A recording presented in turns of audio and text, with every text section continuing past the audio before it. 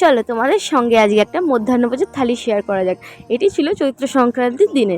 তো থালায় ভাত সাজিয়ে নিয়েছি, এরপরে খেসারির ডালের বড়া, তারপরে দিয়ে দিয়েছি ভেন্ডি ভাজা, পটল ভাজা, আলু ভাজা, লতি ভাজা, আর সঙ্গে রয়েছে উচ্ছে ভাজা, আর সব শেষে পাট শাক ভাজা, আর নিয়ে নিয়েছি একটা শুকনো লঙ্কা আর নুন।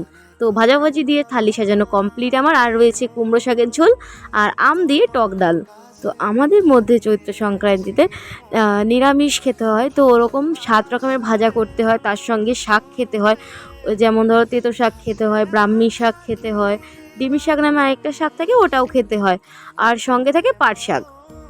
তো এবার তো বাবা বাড়িতে ছিল না, কাজের সূত্রে বাইরে ছিল, আর আমাদের বাড়িতে একটু সমস্যা ছিল, মাও বাড়ি ছিল না। তাই আমি আর মামনি যতটা জোগাড় করা যায় নিয়মকানুন পালন করার জন্য ততটা সব অ্যারেঞ্জ করেছি। কারণ অনেকের মধ্যেই আছে যে চৈত্র সংক্রান্তিতে পাঁচন খেতে হয়, তারা ডাল দিয়ে সব রকমের সবজি দিয়ে পাঁচন বানায়, কিন্তু আমাদের পাঁচন করে না।